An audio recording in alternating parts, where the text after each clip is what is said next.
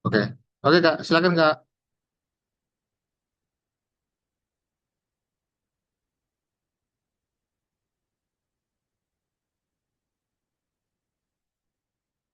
Sudah, Kak. Sudah. Ya, baik. Oke. Terima kasih Kak untuk kesempatannya. Saya izin share screen. Oke, baik. Kakak-kakak dan teman-teman sekalian, apakah slide saya sudah kelihatan dengan jelas?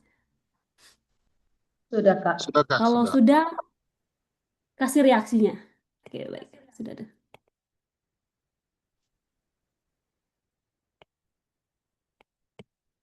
Oke, ya terima kasih kalau sudah kelihatan dengan jelas. Nah, sebelum kita memulai, disclaimer dulu bahwa di sini kita sama-sama belajar. Saya pun juga masih tahap belajar. Jadi, kalau misalnya dalam penyampaian saya atau suara saya kurang jelas atau bagaimana, silahkan komen saja di kolom komentar. Karena saya akan lihat kolom komentarnya. Oke, namun sebelum kita memulai, saya mau bertanya, apakah di sini ada yang baru pertama kali mengikuti webinar tentang tes bakat skolastik atau ada yang baru pertama kali mengikuti di batch ini?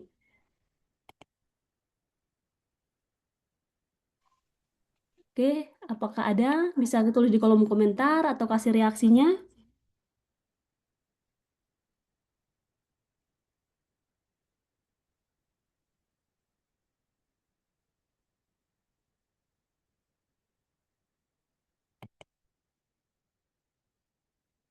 Oke, ini ada yang baru pertama ya. Wait.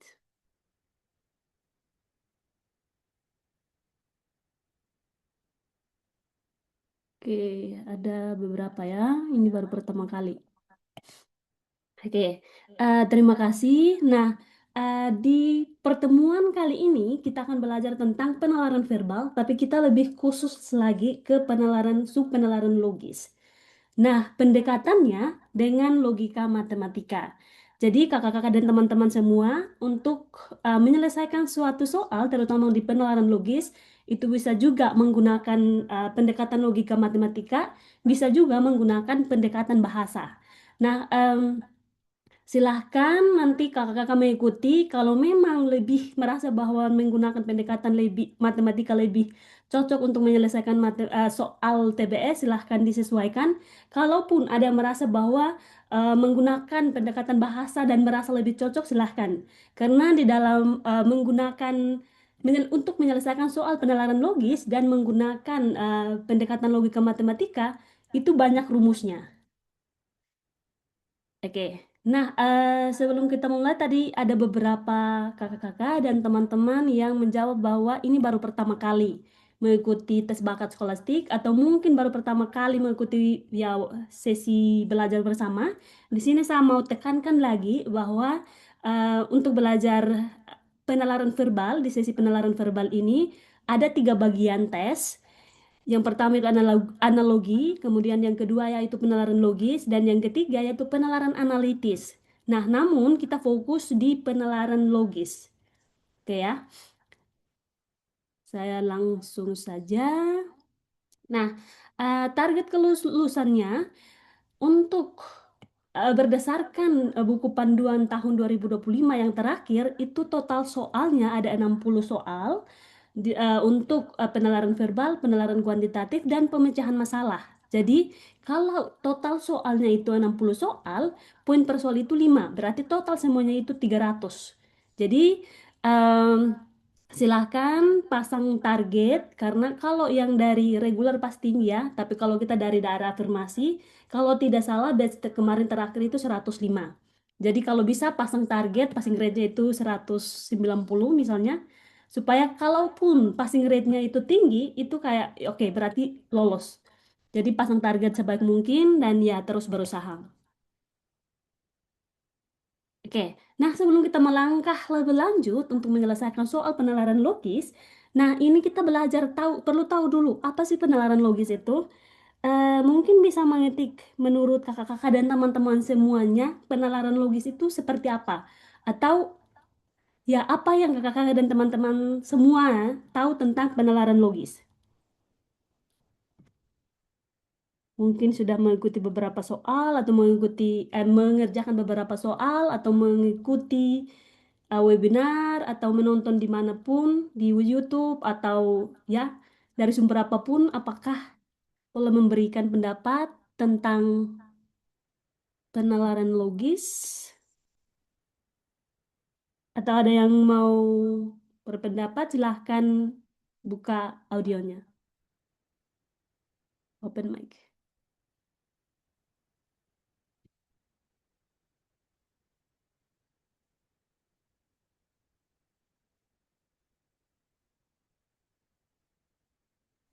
Halo Kak, Halo? kedengaran suaranya?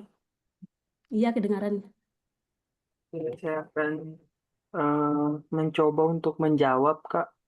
Iya, silahkan. Untuk penalaran logis itu berarti untuk tes kemampuan kognitifnya kita untuk berpikir secara sistematis, konsisten, atau rasional untuk berusaha menyelesaikan masalah.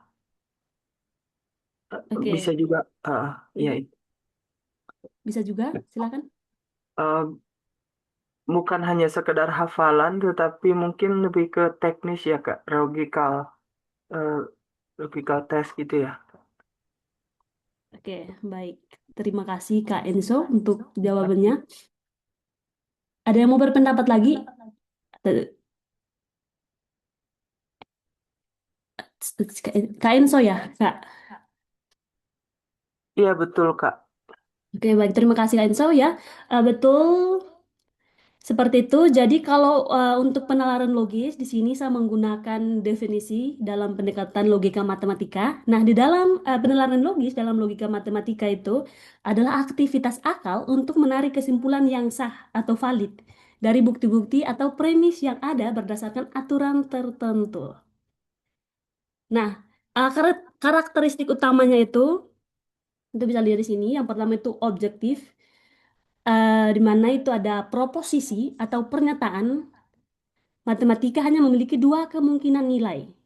Nah, dua kemungkinan nilainya itu yaitu benar atau salah dan tanpa makna ganda ya. Terus menggunakan simbolik, menggunakan simbol matematika untuk mewakili bahasa guna menghindari kerancuan makna bahasa sehari-hari. Kemudian seperti yang dikatakan oleh Kak Enzo tadi juga, itu bagaimana kita berpikir sistematis, berpikir runtut untuk membedakan alur pikir yang benar dan yang keliru. Nah, ini ada peran penting yang perlu diketahui bahwa ya ini logika matematika menjadi bahasa atau dasar untuk membuktikan teorema dalam matematika, kemudian berpikir kritis, nasional, dan objektif dalam pemecahan masalah kehidupan sehari-hari. Kira-kira seperti itu.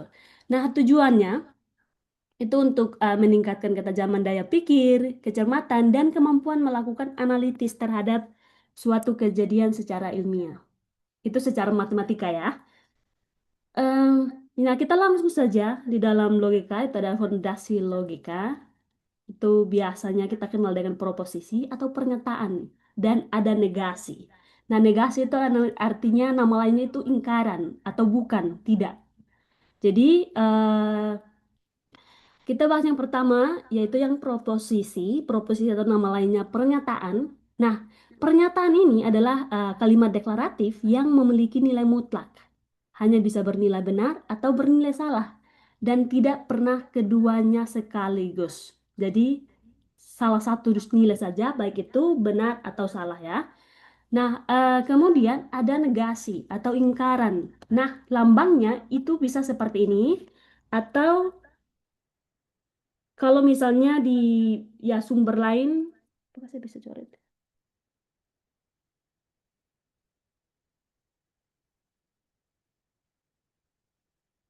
Oke, di sumber lain kalau tidak salah seperti ini ya. Jadi kayak garis satu terus turun begini. Ini namanya lambang negasi atau ingkaran. Tapi di sini tidak perlu untuk mengingat lambangnya ya. Ini cuman kayak simbol saja untuk bisa menyelesaikan soalnya. Nah, negasi itu adalah pernyataan baru yang merupakan kalimat kebalikan mutlak dari pernyataan semula. Nah, jika P benar, maka ingkaran P atau negasi P pasti salah. Contoh, P ini adalah P, ibu kota Indonesia adalah Jakarta. Ini adalah kalimat yang benar. Nah, ingkaran atau negasinya tandanya ada satu ya tanda seperti ini di depan. Negasi P itu adalah ibu kota Indonesia, bukan Jakarta. Bernilai salah. Oke. Nah, di sini kita akan bahas tentang matriks kata hubung dalam logika atau konektivitas. Yang pertama itu namanya konjungsi. Nah, konjungsi ini apa? Konjungsi ini tandanya seperti ini, tandanya kayak seperti ini, N ya, tapi lurus. Artinya ini adalah dan. Biasanya yang paling sering digunakan adalah dan, atau bisa juga tetapi, atau walaupun. Nah, syarat mutlak dari kata hubung konjungsi ini adalah hanya bernilai benar jika kedua pernyataan ini benar. Nah, maksudnya seperti apa? Kita akan bahas lebih dalam lagi. Nah, konjungsi ini definisi utamanya itu adalah sebuah pernyataan majemuk atau komposit yang terbentuk dari penggabungan dua pernyataan tunggal dengan menggunakan kata hubung dan. Oke. Nah, ada notasi simbolik terdapat dua pernyataan yaitu P dan Q. Maka hubungan konjungsinya dinyatakan dengan simbol seperti ini. Ini artinya P dan Q. Syarat kebenarannya suatu konjungsi bernilai benar jika dan hanya jika kedua pernyataan penyusunannya P dan Q ini bernilai benar. Dan salah jika salah satu komponen pernyataan saja pernyataan bernilai salah atau kedua-duanya salah baik itu P dan P atau Q. Nah, ini ada tabel kebenaran. Misalnya ini ada dua pernyataan ya, ada P dan ada Q. Maka untuk mau mengetahui nilai kebenaran P dan Q, dia hanya bernilai benar ketika P dan Q ini bernilai benar.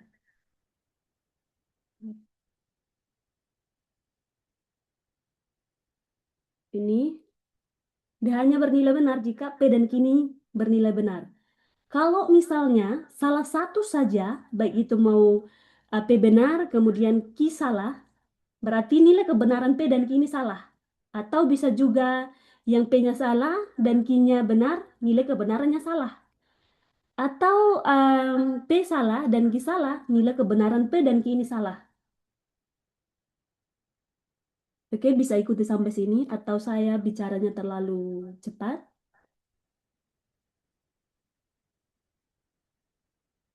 Aman ya? Oke. Nah, contoh soalnya seperti ini.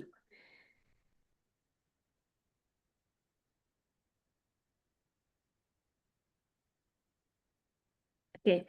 Nah, di sini soalnya diketahui dua pernyataan tunggal sebagai berikut.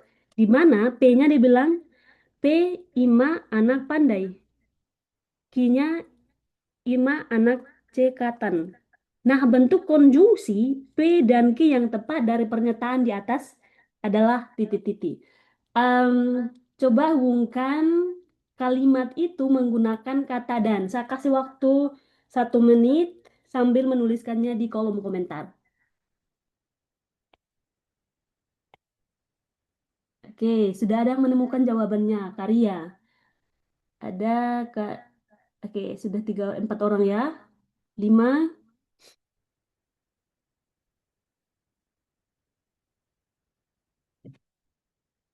Oke, sudah banyak. Apakah ada jawaban lain?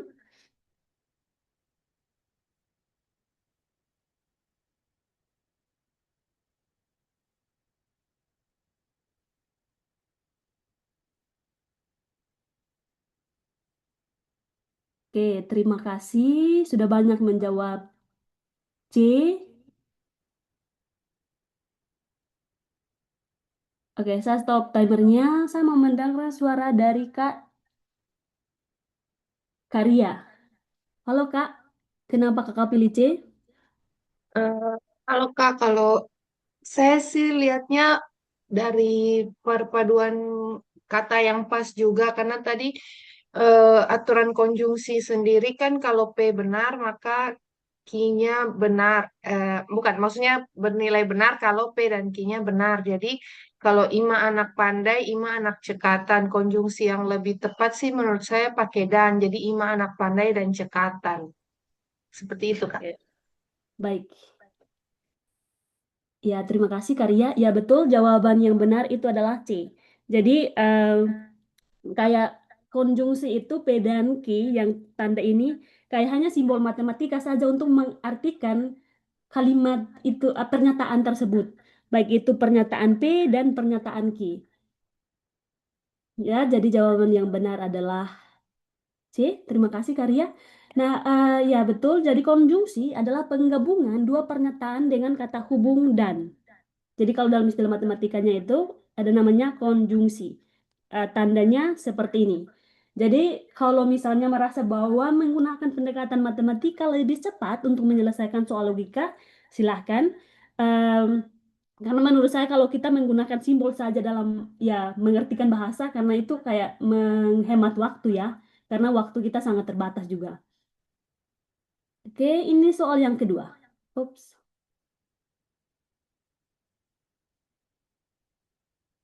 Oh. Oke, ini soal yang kedua. Saya memberikan waktu 1 menit untuk ya, melihat soal ini. Kalau dapat jawabannya, silahkan tulis di kolom komentar. Oke, saya start dari sekarang. Silahkan.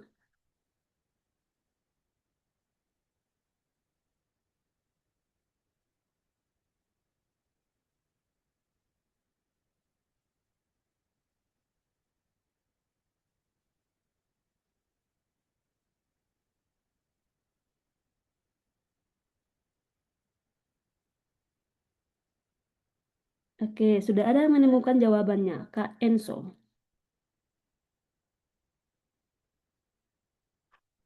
Oke, udah Kak Enso. 4 orang ya. Kak Diknawasti, Kak Vita,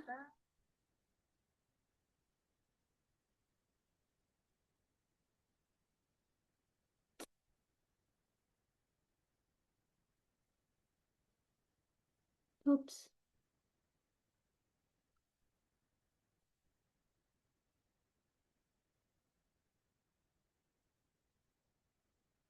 Tadi, mohon maaf, kita sampai sini ya.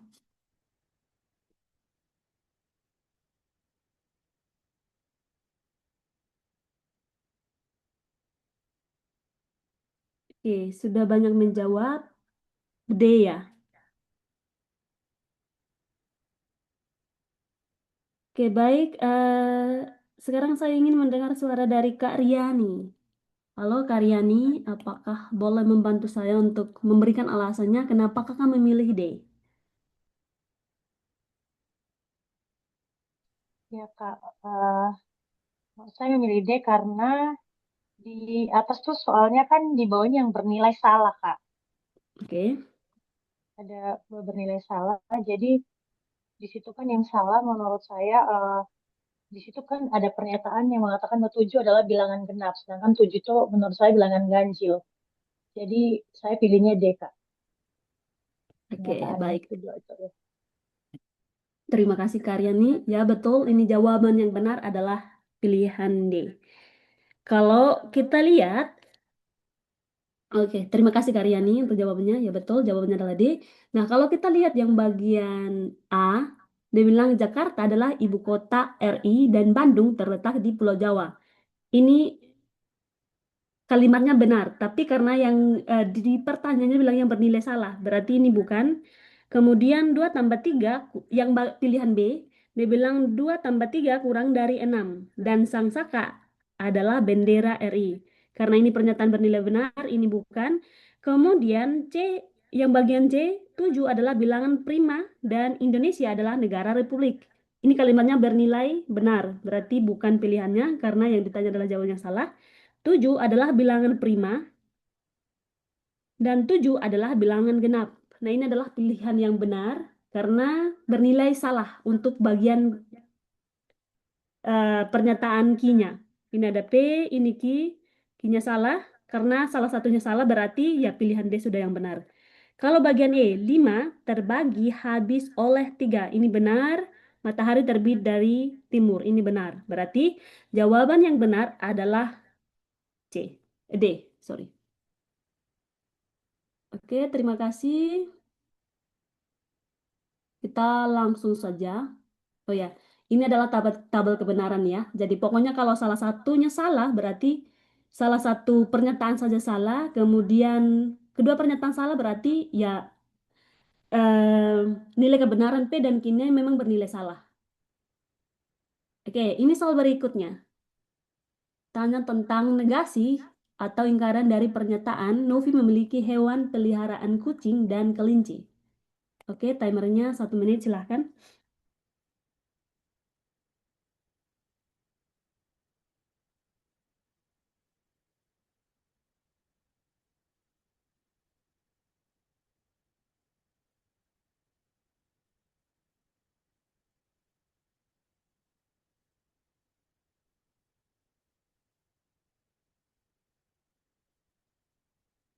Oh, ada yang sudah menemukan jawabannya. KDB, Karyani B, oke Karya juga B, Kahiri juga B, Kainso juga B.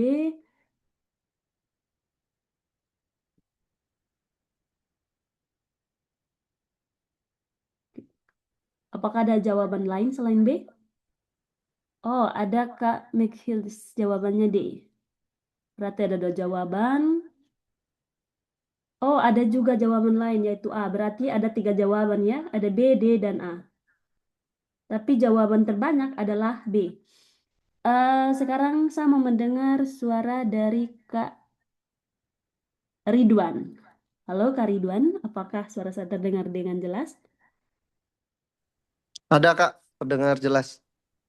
Oke, silahkan. Saya ragu juga Kak antara A atau B. Kalau misalkan kita pilih B, berarti dia punya salah satu hewan peliharaan kucing atau kelinci.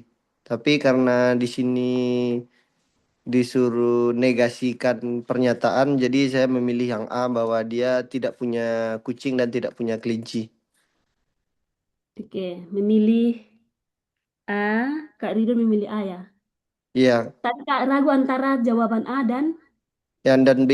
Saya ragunya oke, A dan B. apakah dan itu bisa juga dinegasikan juga atau enggak. Tapi kalau enggak bisa berarti memang A jawabannya. Oke, baik. Terima kasih Kak Ridwan. Masih ragu antara A dan B. Sekarang saya mau mendengar suara yang jawaban D. Kak Mek itu sih ya. Kak, panggilannya siapa Kak? Rati. Oh, Karati. Halo Karati, silahkan boleh Ops, maaf. Ini ya, Eh, silahkan. Suara saya jelas, Kak. Sangat jelas, silahkan Kak. Jawaban saya itu dia karena menurut saya negasinya tuh jatuhnya seperti tidak benar bahwa Novi memiliki kucing dan kelinci. Itu artinya bisa saja dia tidak punya salah satunya atau memang tidak punya keduanya sih.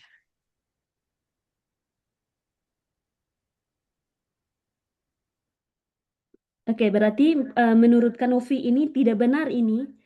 Tidak benar ini maksudnya dia punya kedua pernyataan ini atau cukup satu saja yang bagian depannya P.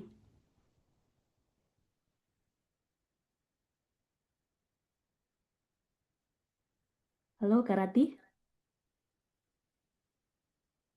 Tidak benar, tidak benar itu kayaknya, Kak. Tidak Iya, benar bahwa maksudnya Novi. mm, maksudnya tidak benar bahwa Novi memiliki kucing ini menurut pemikiran Karati ini tidak benar ini maksudnya dia apa ya? Include dua pernyataan ini baik P dan Q atau yang tidak benar ini hanya punya milik P-nya, pernyataan P depannya. Ini ambigu juga sih, Kak. Oke. Masih ambigu. Sekarang saya mau dengar suara yang paling banyak ya, pilihan B. Em, Kak siapa ya? Kak Enzo. Halo Kak Enzo. Halo Kak, Oke, baik. boleh. Iya, silahkan Kak. Boleh memberikan alasannya. Ya, karena di pertanyaan soal mengenai negasi dari pernyataan Novi memiliki hewan peliharaan kucing dan kelinci, berarti negasinya harus ada atau karena bisa kucing atau kelinci yang dimiliki oleh Novi sehingga pernyataan ingkarannya itu Novi tidak memiliki hewan peliharaan kucing atau kelinci. Begitu, Kak. Oke. Thank you. Terima kasih Kak Enzo untuk jawabnya dan ya. Oke, jadi kalau di dalam matematika adanya hukum De Morgan. Hukum De Morgan ini adalah dia bilang negasi dari P dan Q adalah negasi dari P atau negasi dari Q. Berarti kalau begini, sudah ada rumus ini berarti pilihan mana yang benar dari A sampai E? Apakah B, D, atau A? A, B, D, A, B, atau D? A. Ini ini P dan Q. Kalau misalnya ada pernyataan P dan Q negasinya ini harus atau loh, maksudnya atau negasi P atau negasi Q.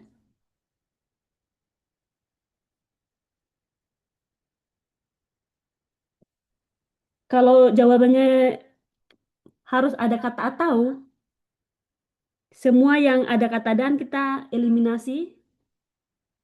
Mana lagi yang ada kata dan kita eliminasi B, kita eliminasi A, eliminasi D, eliminasi E.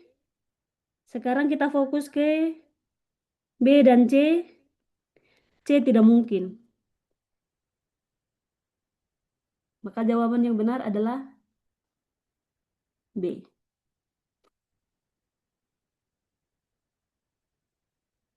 Oke, bisa ikuti sampai sini. Kalau ini saya patokannya di rumus ya. Jadi kalau mau mendalami ini lebih lanjut, nanti setelah itu silahkan cari. Kalau di internet sangat-sangat banyak sumbernya, nanti latihan saja. Banyak soal di sana. Sekarang kita lanjut lagi ke soal berikutnya. Saya kasih timernya waktu 1 menit, silahkan.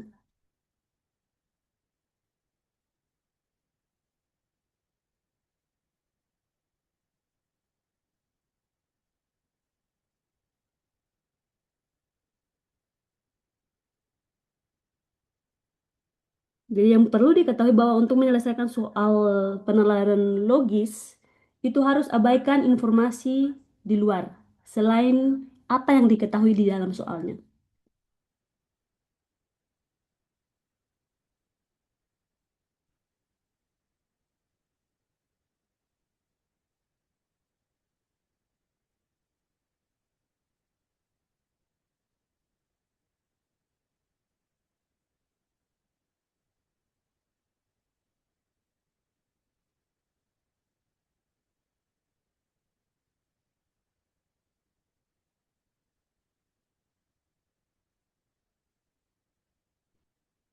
Apakah ada yang sudah menemukan jawabannya? Oh, sudah banyak.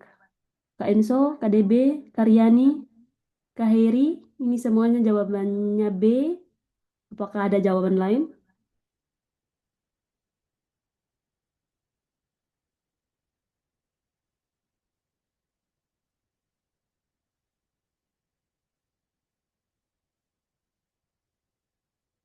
Oke, karena timer waktunya sudah selesai 1 menit, em, saya mau mendengar suara dari Kak Heri. Halo Kak Heri, apa kalau boleh memberikan alasan kenapa Kakak memilih B?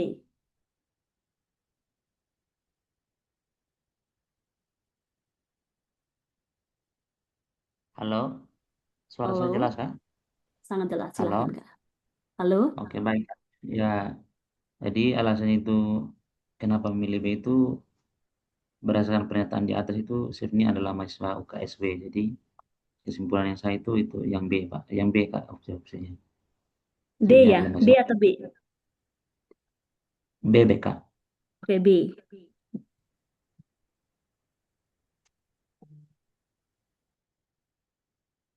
Oke, baik, karena ya semua jawabannya B ya.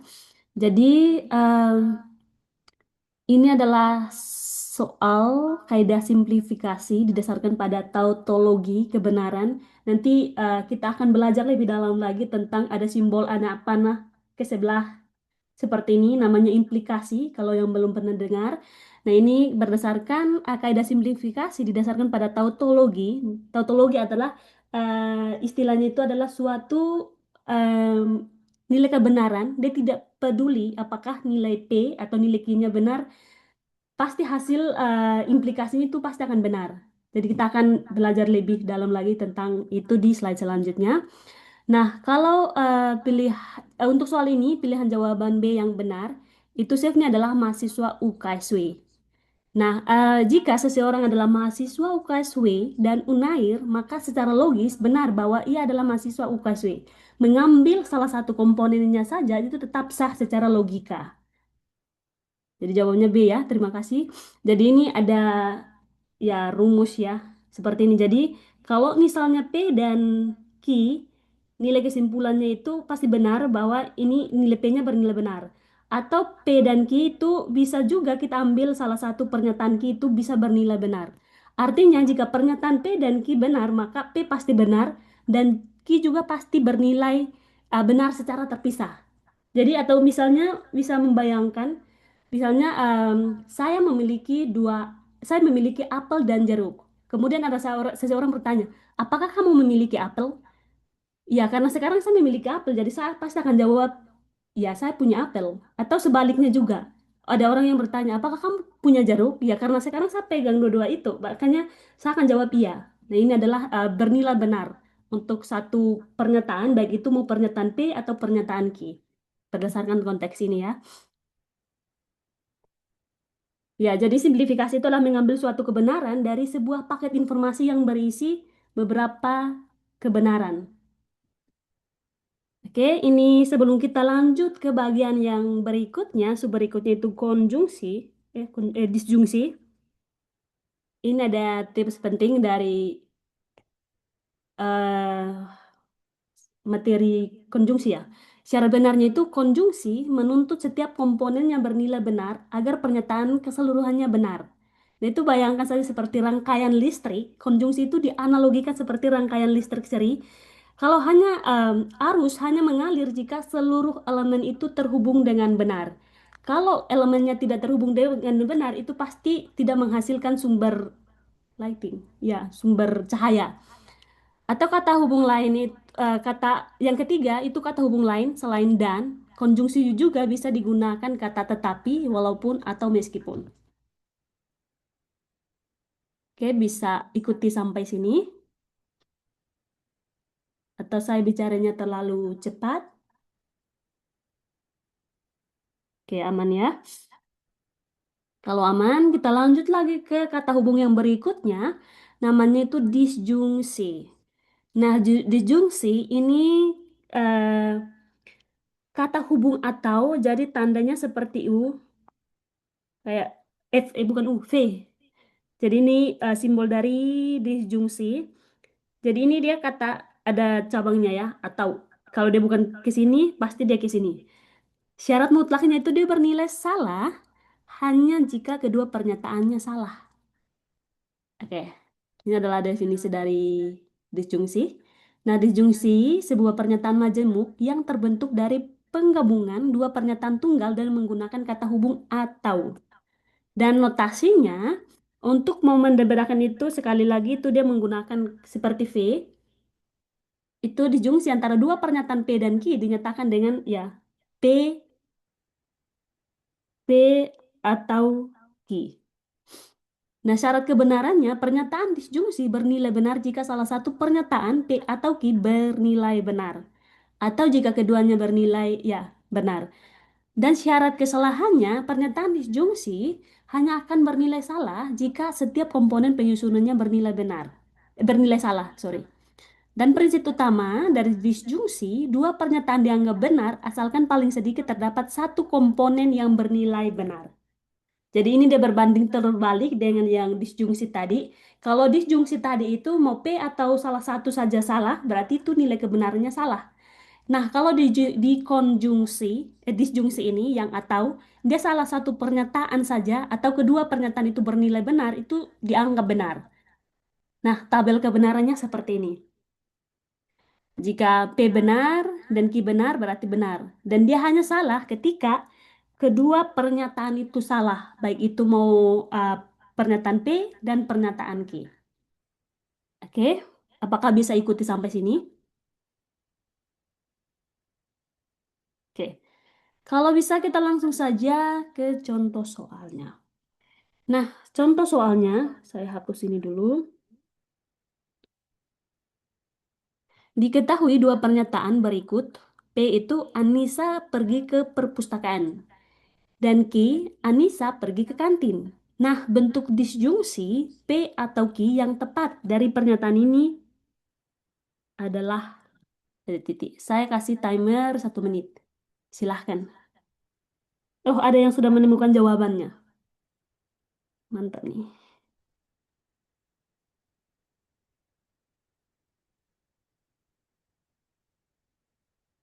Ada yang pilih A, ada yang pilih C.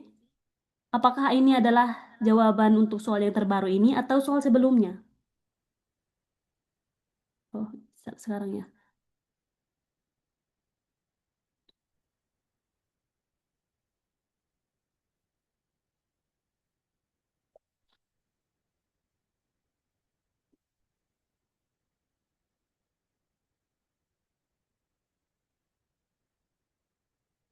Oke, banyak yang menjawab C.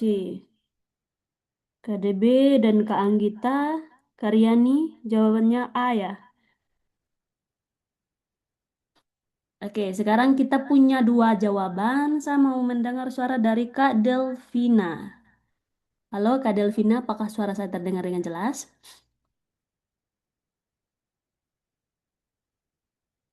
Halo Kak, kenapa Kakak memilih C?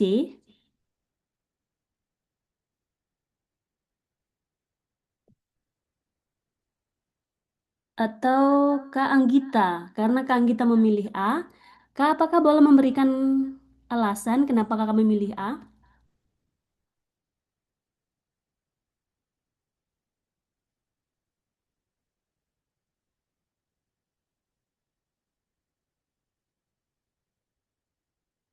Halo, apakah suara saya terdengar dengan jelas?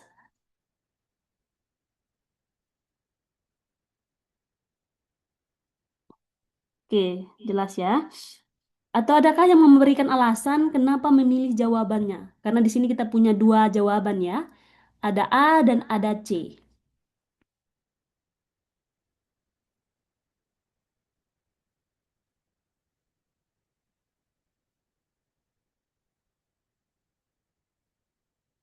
Oke, kalau tidak ada, saya langsung saja. Jadi, ini jawaban yang benar adalah C, karena ini masih sangat simple soalnya. Tinggal kita mensubstitusikan saja apa ya rumus ya. P atau Q. Berarti P-nya ini adalah Anissa pergi ke kantin. Kemudian sorry, P-nya adalah Anissa pergi ke perpustakaan dan Q-nya adalah Anissa pergi ke kantin. Berarti kalau kita yang ditanyakan adalah disjungsinya, karena disjungsi itu meaningnya atau artinya itu adalah atau, berarti jawaban yang benar adalah C. Anissa pergi ke perpustakaan atau ke kantin. Oke, ini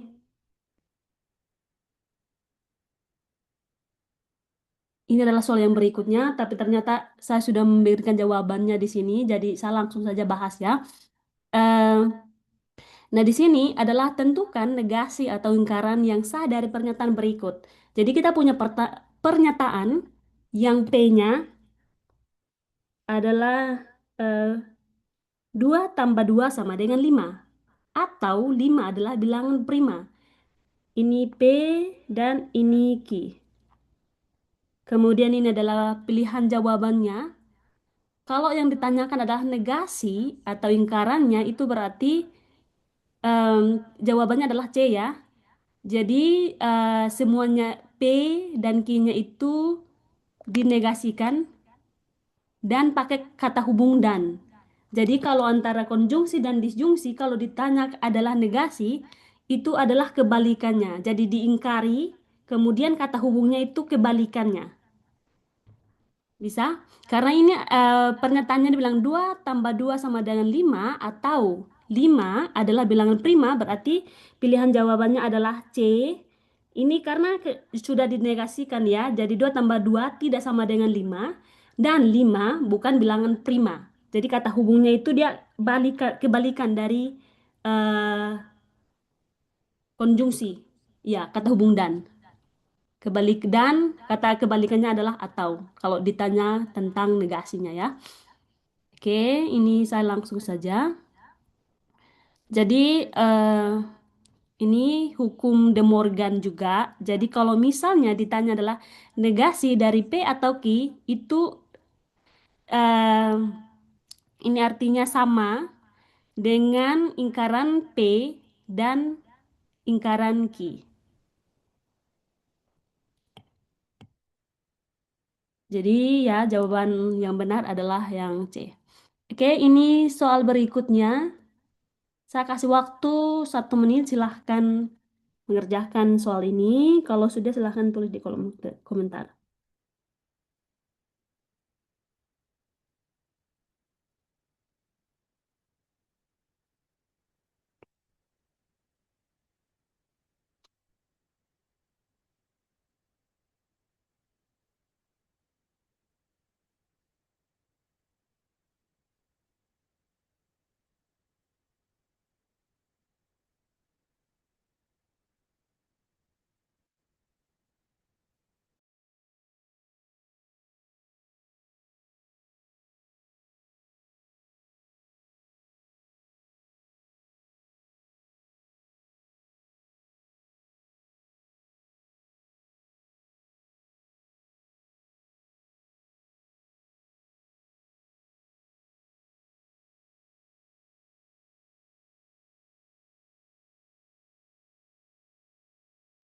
Oke, apakah ada yang sudah menemukan jawabannya? Oke, sudah.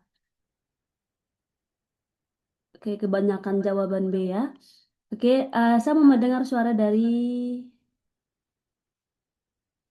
Kak Vita. Halo Kak Vita, apakah suara saya terdengar dengan jelas? Halo, selamat siang, Kak. Terdengar, Oke, Kak. oke. Silahkan Kak, kenapa Kakak memilih B? Ya, baik.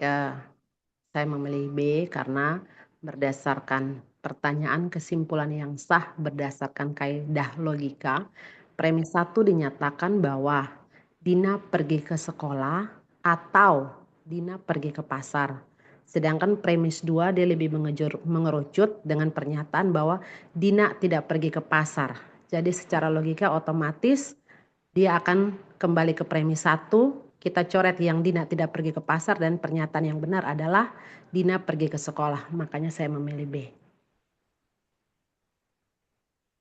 Oke. Baik, terima kasih Kak Vita. Ya, betul. Jawabannya adalah B. Dina pergi ke sekolah. Karena aman ya, ini semua jawabannya benar B. Saya tidak perlu menjelaskan ya untuk soal ini. Karena ini masih gampang, kita lanjut saja. Karena waktu kita terbatas, masih ada beberapa materi yang perlu kita bahas. Apakah slide saya masih tetap kelihatan? Masih, Kak. Masih, Kak. Oke, baik, terima kasih. Nah, ini kata hubung yang berikutnya itu implikasi. Jadi implikasi ini dia menggunakan tanda panah. Artinya kata kuncinya itu jika P maka Q. Makanya jika titik-titik maka titik-titik. Nah, rumus ekuivalensinya P maka Q setara dengan negasi P atau negasi Q. Nah, ini adalah penjelasan segelas tentang implikasi. Nah, definisi utamanya, implikasi adalah sebuah proposisi atau pernyataan majemuk yang muncul dalam bentuk pernyataan jika P maka Q. Saya hapus ini dulu karena tidak terbaca dengan jelas.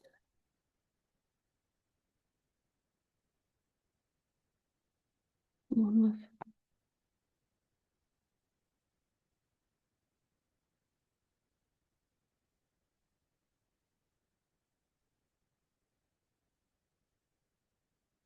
Maaf, device saya hang.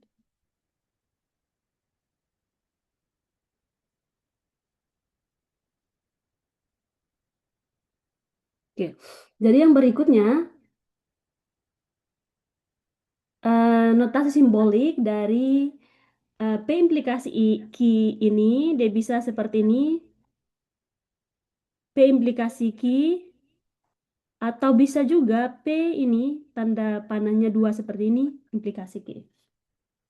Dan pernyataan P ini disebut sebagai hipotesis atau anteseden atau premis atau kondisinya. Kemudian key-nya itu adalah konklusi atau kesimpulan atau konsekuen. Jadi nilai kebenaran dari implikasi ini, sebuah implikasi akan bernilai salah jika hipotesis P bernilai benar, tetapi konklusi key-nya itu bernilai salah. Oke ya. Jadi jika hipotesis salah, maka implikasi tersebut akan selalu bernilai benar tanpa memperhatikan nilai kebenarannya. Jadi variasi dari pembacaan yang implikasi ini bisa bermacam-macam. Jadi ini ada beberapa. Jadi bacanya jika P maka Q, atau bisa juga jika P Q, P mengakibatkan Q, atau bisa juga Q jika P, atau P hanya jika. P hanya jika Q, kemudian P syarat cukup agar Q, Q syarat cukup perlu bagi P, kemudian Q bila mana P. Jadi dia akan menggunakan kata-kata yang tengah ini untuk memvariasikan soalnya. Jadi itu sebenarnya meaningnya sama. Kalau dia mau ganti kata mau jika P maka Q, atau mau jika P mengakibatkan Q dan lain sebagainya, itu meaningnya sama. Oke ya, kita balik ke sebelumnya. Nah ini tabel kebenarannya seperti ini, ada P, ada pernyataan P, dan ada pernyataan Q. Nah, dia akan bernilai salah jika pernyataan P ini benar dan Q-nya salah. Sisanya itu benar. Siapa sih? Nih. Jadi dia bernilai salah jika P-nya benar dan Q-nya salah. Oke, nah untuk lebih jelasnya kita langsung saja ke contoh pernyataannya. Nah, contoh kalimatnya, jika hari hujan, maka tanaman akan tumbuh subur. Atau kalimat berikutnya, jika tekanan gas diperbesar, mobil melaju kencang. Jadi ini adalah kata hubung menggunakan implikasi. Oke, nah soalnya seperti apa? Kita akan bahas di selanjutnya. Dan berikutnya kita akan bahas tentang mekanika penarikan kesimpulan. Bentar, saya hapus ini dulu. Nah, menarik kesimpulan bukanlah tentang menebak realitas, opini, atau asumsi. Ini adalah proses matematis linguistik mutlak. Pokoknya sekali lagi, kalau untuk menyelesaikan soal penelaran logis atau penelaran analitis, atau soal ya tes bakat skolastik, itu harus hindari asumsi di luar. Kayak seperti ini ada premis, jadi harus berdasarkan apa yang diketahui di soal ini. Jadi ini ada premis 1, ada premis 2, hukum logikanya akan valid. Di sini ada tiga cara untuk menentukan nilai kebenarannya atau ya kesimpulannya. Di sini ada 3 cara. Yang pertama itu namanya modus ponens atau ya penegasan. Kemudian yang kedua itu modus tollens atau penyangkalan. Kemudian yang ketiga itu ada silogisme atau transisi. Nah, seperti apa kita akan bahas satu persatu.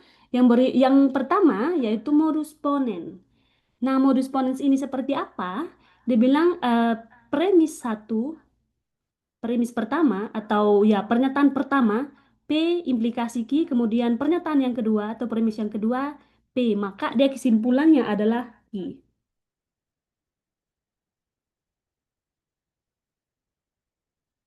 Oke. Jadi P implikasi Q, kemudian P berarti konklusinya kurang Q.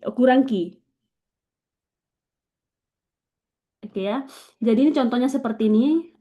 Premis yang pertama, jika hari ini langit mendung, maka hari ini akan hujan. Kemudian premis yang kedua, hari ini langit mendung, maka kesimpulannya hari ini akan hujan. Aman ya sampai sini? Atau saya bicaranya terlalu cepat?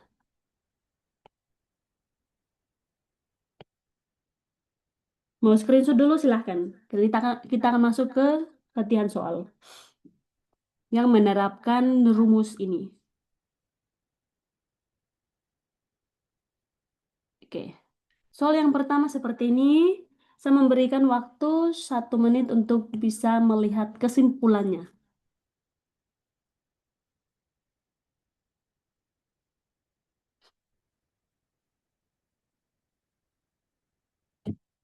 Oh, ada yang sudah mendapatkan jawabannya. Kak Enzo. Kak Enzo yang pertama. Kak, langsung saja Kak, apakah boleh memberikan alasan kenapa Kakak memilih B? Halo Kak, bisa terdengar? Bisa?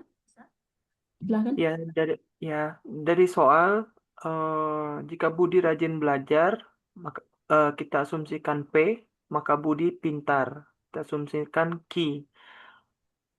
Terus pertanyaannya saat ini Budi rajin belajar, maka yang paling sah adalah Budi pintar.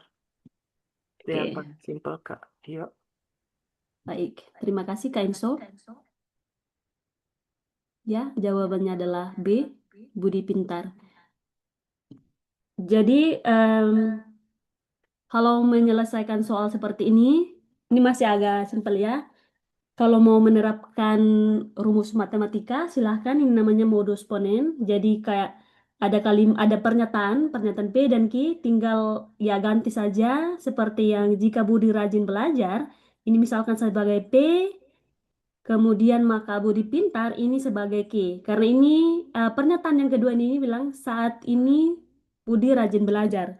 Atau kita lihat saja Budi rajin belajar ini sudah 2 kali. Berarti kesimpulannya itu yang belum ada itu Budi pintar. Aman ya untuk soal ini. Kalau aman, kita lanjut saja ke eh, yang kedua yaitu modus tollens. Cara penalikan kesimpulan. Jadi dia bilang premis 1, P implikasi Q, kemudian premis 2 yaitu ingkaran Q. Maka kesimpulannya adalah ingkaran P. Jadi itu penyangkalan ingkaran P. Nah, contohnya, premis yang pertama, jika hari ini langit mendung, maka hari hari ini akan hujan. Kemudian premis yang kedua, hari ini tidak hujan. Berarti kesimpulannya hari ini langit tidak mendung. Oke, kita langsung saja ke latihan soalnya. Ini kita latihan satu-satu aja ya. Ini silahkan waktunya 1 menit untuk melihat jawaban ini.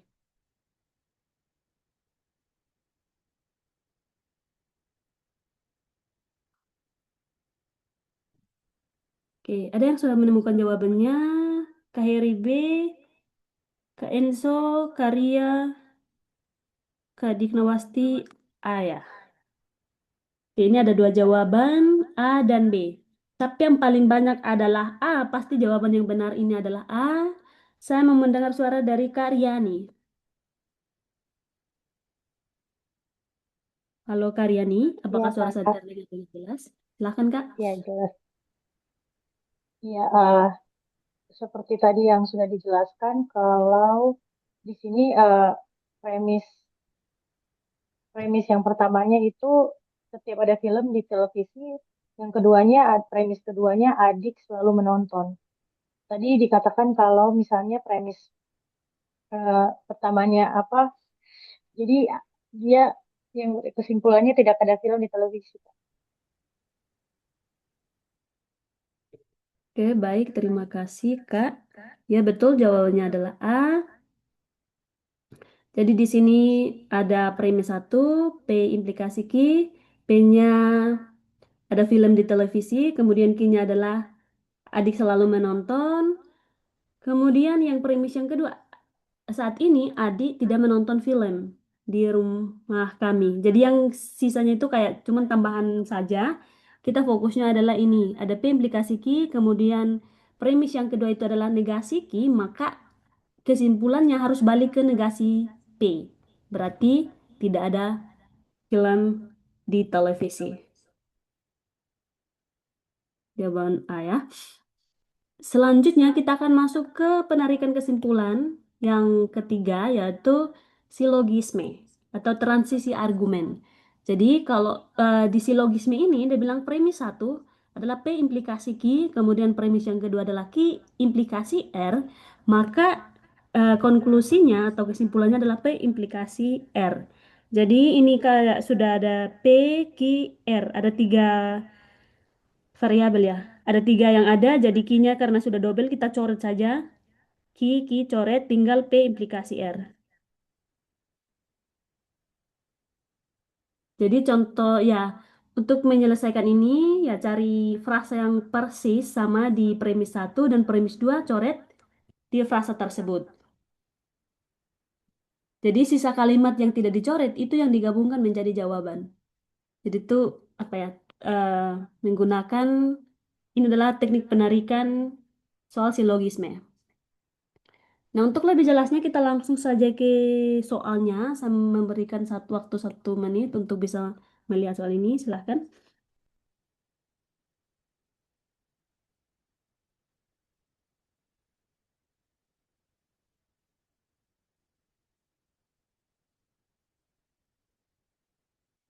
Jika Nisa gemar membaca, maka ayahnya bangga. Ayahnya tidak bangga atau ibunya bahagia. Maka kesimpulannya adalah titik-titik.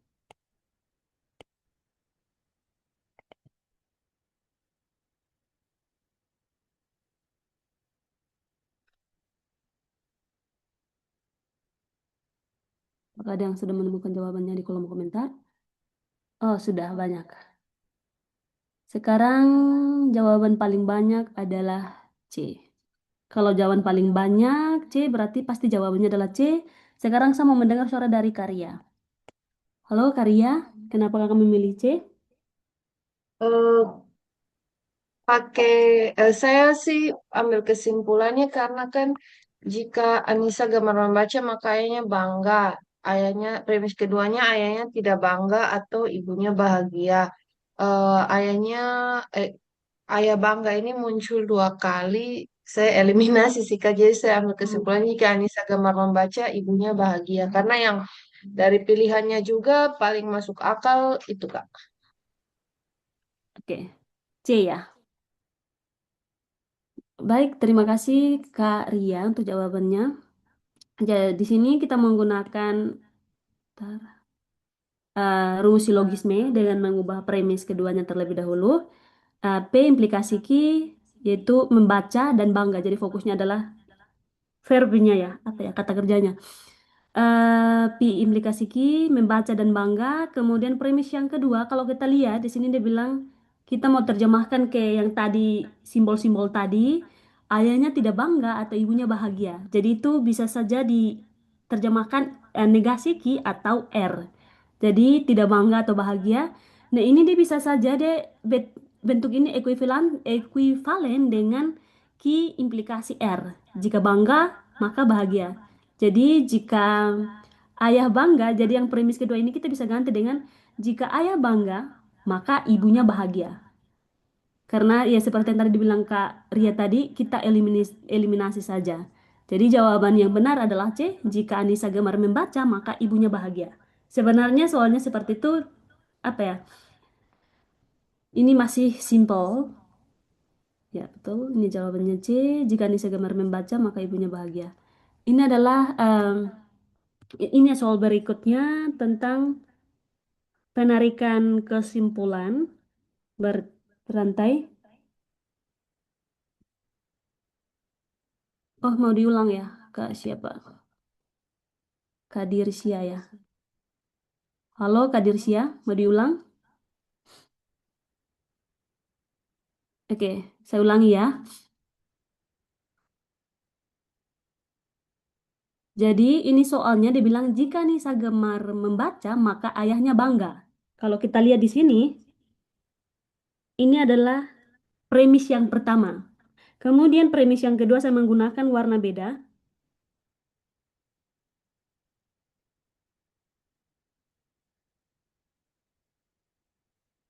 Jika premis yang kedua ayahnya tidak bangga atau ibunya bahagia. Jadi kalau tadi kita sudah belajar tentang konjungsi, disjungsi, dan implikasi. Jadi premis yang pertama ini adalah Anissa gemar membaca ini adalah P. Kemudian maka ayah bangga ini adalah ki. Kemudian ayahnya tidak bangga. Ini pasti negasi ki atau ibunya bahagia. Jadi ini ada pernyataan baru lagi. Jadi pernyataan baru kita kasih ini. Misalnya kita kasih R. Nah, ini kalau untuk menyelesaikan soal ini, kalau kita menggunakan rumus silogisme dengan mengubah premis. Jadi yang premis yang pertama adalah jika P maka Q, jika Nisa gemar membaca maka ayahnya bangga. Nah sebenarnya yang menjebaknya ini adalah premis yang kedua, ayahnya tidak bangga atau ibunya bahagia. Jadi kalau di dalam hukum De Morgan, ya namanya itu kalau misalnya kita ketemu rumus yang jika P, jika Q atau R atau misalnya jika P atau jika P, sorry, negasi P atau Q atau negasi Q atau R itu dia sama saja dengan terjemahkan ke implikasinya itu, bentar, itu ekuivalen dengan jika Q maka R. Oke, kalau ini sudah sampai sini, premis yang pertama adalah P1 adalah jika P maka Q. Kemudian premis yang kedua adalah jika Q maka R. Oke, ini karena kita sudah lihat, ini kita coret saja, ini Q-nya 2. Berarti jawabannya, konklusinya adalah jika P maka R. Jika P maka R-nya berarti jika Anissa gemar membaca maka ibunya bahagia. Bisa ikuti sampai sini, Kak? Siapa ya tadi? Kak Dirsya. Aman, Kak?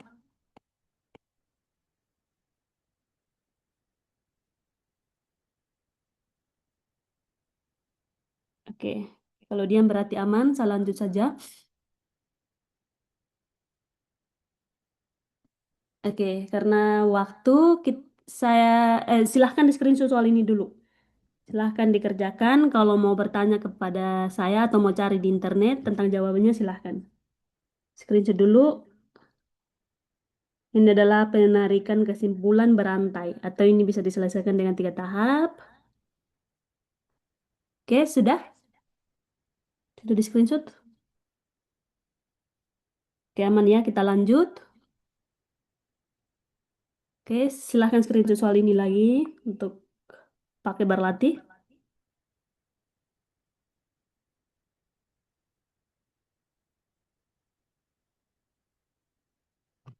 Kalau sudah di screenshot, kasih reaksi supaya saya tahu biar kita lanjut. Karena masih ada beberapa suhu yang perlu kita bahas. Oke, aman. Nah, yang berikutnya itu membedah kuantor. Namanya kuantor universal dan kuantor eksistensial. Nah, maksudnya seperti apa? Nah, kuantor universal atau lambangnya dalam matematika seperti kebalik ya, seperti ini. Lambang matematika seperti ini. Jadi, em, dalam kuantor universal ini menyatakan keseluruhan anggota tanpa pengecualian. Jadi, kata kuncinya ini ada beberapa. Ada kata semua, setiap, ada tiap-tiap, atau seluruh. Nah, titik lemah dari kuantor universal ini, jika satu saja kasus terbukti salah, maka seluruh pernyataannya runtuh atau salah. Kemudian yang kedua yaitu kuantor eksistensial. Jadi seperti E besar kebalik seperti ini.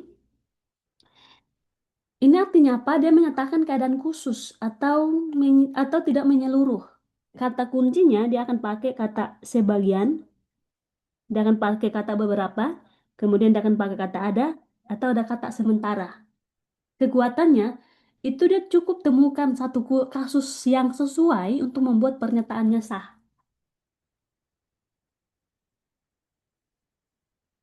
Ya, aturannya yang perlu diketahui itu jika premis universal digabungkan dengan eksistensial ini atau jika semua maka ada beberapa dengan beberapa begitu.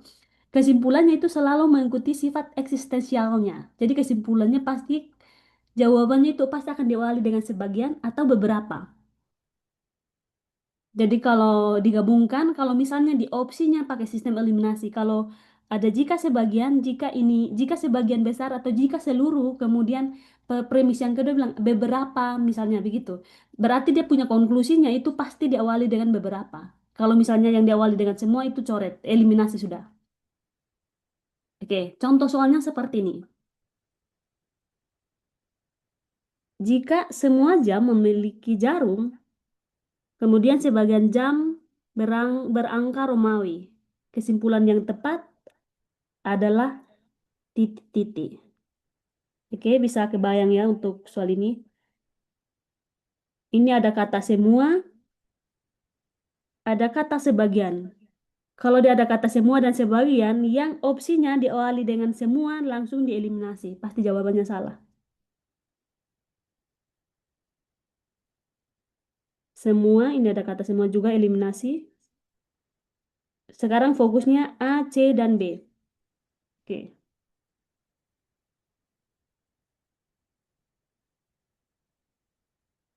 Oke, sekarang ada Kak Diknawasti dan Kak Ria, jawabannya C ya.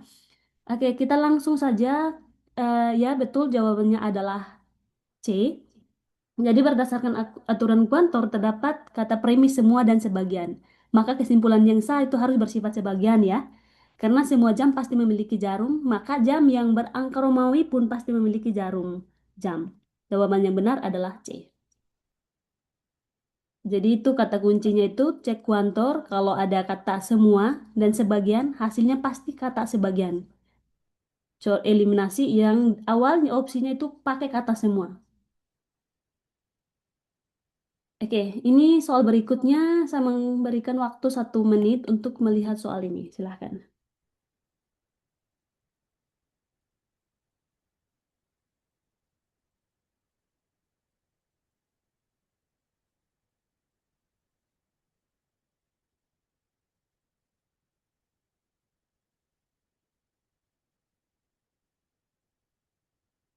Oke, apakah ada yang sudah menemukan jawabannya?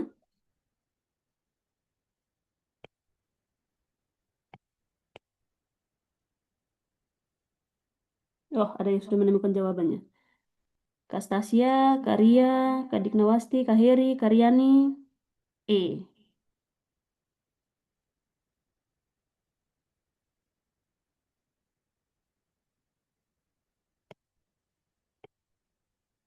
Oke, karena semua jawabannya yang benar E, ya betul jawabannya adalah E, saya tidak menjelaskan lagi, kita lanjut saja. Jadi di sini ada tips dan trik dari saya untuk menyelesaikan. Halo? Em, Tips dan trik dari saya untuk menyelesaikan soal em, Kuantor.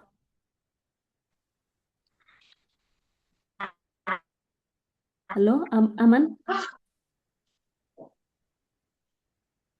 Oke. Jadi untuk menyelesaikan soal ini namanya decision tree. Jadi identifikasi kuantor, apakah ada kata gabungan semua dan sebagian atau tidak?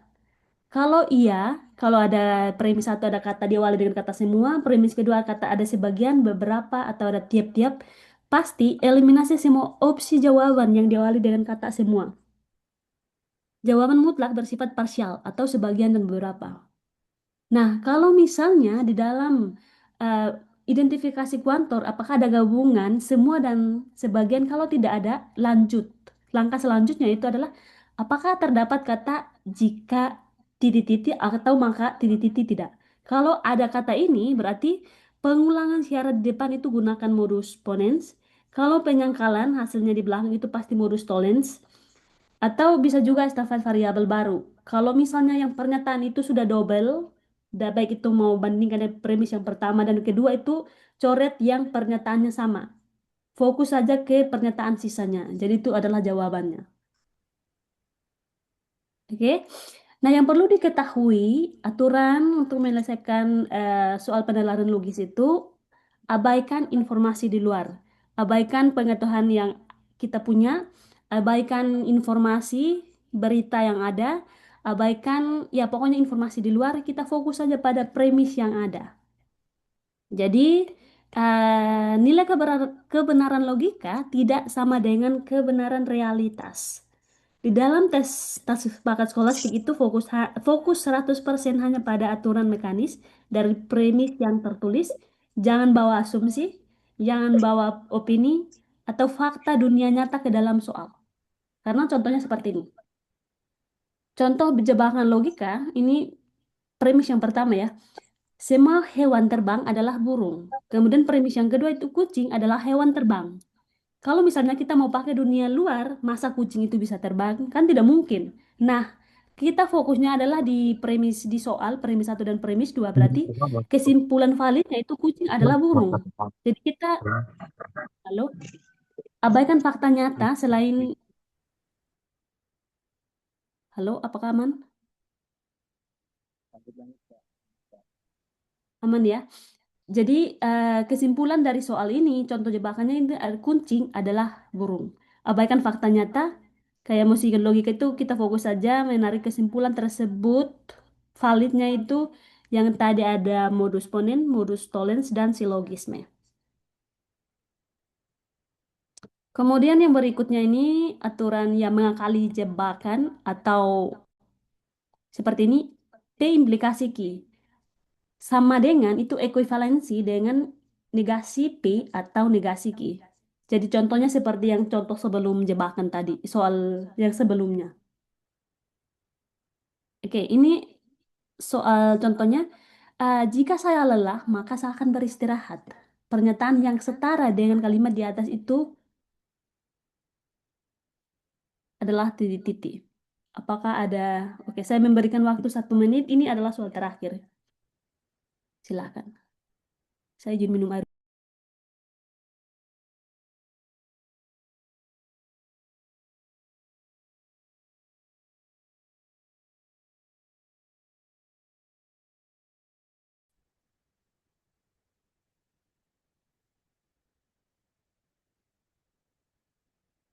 Oke. Apakah ada yang sudah menemukan jawabannya? Oh, ini jawaban E ya. Ini jawaban E-nya ini untuk soal yang ini atau sebelum, oh soal ini ya.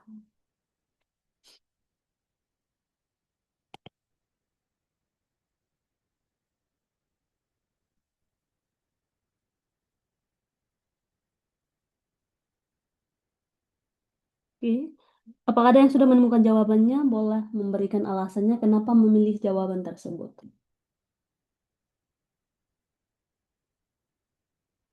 Silahkan. Yang mau volunteer menjawab, memberikan alasannya, silahkan.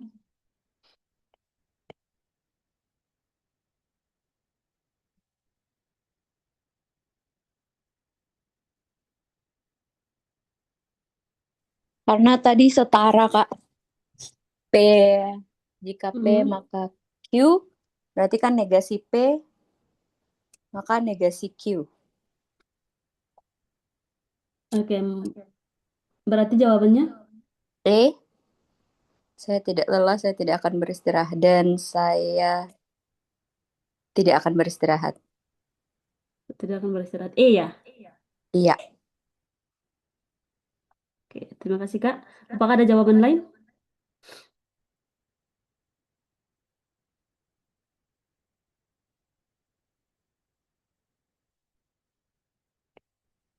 Oke, baik, terima kasih Kak. Jadi berdasarkan aturan aljabar logika, implikasi P, implikasi Q, itu sekali lagi ekuivalen dengan negasi P atau negasi Q. Atau artinya tidak P atau Q. Berarti kalau P-nya saya lelah dan Q-nya saya akan beristirahat, maka ekuivalensinya dengan saya tidak lelah atau saya akan beristirahat.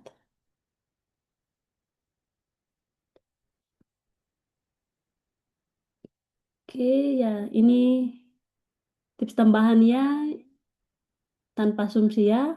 Kemudian yang kedua itu abaikan pilihan ganda, tarik kesimpulan sendiri terlebih dahulu, menggunakan rumus logika. Kalau merasa bahwa pendekatan logika matematika itu lebih cepat untuk menyelesaikan soal, silahkan. Dan kalau misalnya fokus pada kata berulang dalam silogisme itu hapus kata yang muncul 2 kali untuk menemukan hubungan antara subjek dan objek yang tersisa. Ya, itu dari saya untuk materi penalaran logis. Selanjutnya saya kembalikan ke kakak moderator kita, Kak Viko. Terima kasih, semangat kakak-kakak dan teman-teman semuanya. Semoga bisa mencapai passing rate dan lulus di batch ini. Suara saya kedengaran ya, Kak? Bagaimana? Suaranya kedengaran ya, suara saya?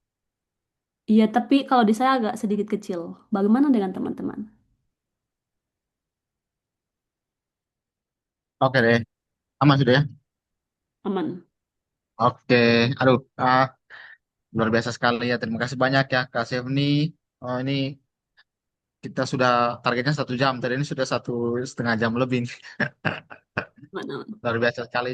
Uh, jadi bagi teman-teman semua ya, 40 orang ini bersyukur ya, karena Kak Sevni meluangkan waktunya di tengah malam begini di Amerika sana itu untuk membantu teman-teman semua dalam persiapan TBS-nya. Jadi ya kita sama-sama mendoakan Kak Sevni untuk semua tugas-tugas kuliahnya atau hal lain dalam urusan-urusannya bisa berjalan dengan lancar seperti itu. Oke. Terima kasih juga kepada teman-teman yang sudah berpartisipasi ya pada siang hari ini untuk respon-responnya dalam proses pembelajaran hari ini. Terima kasih banyak.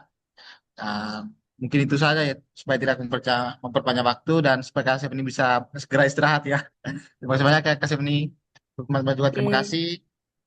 Dan uh, kita akhiri pertemuan kita pada siang hari ini. Terima kasih Kak. oke.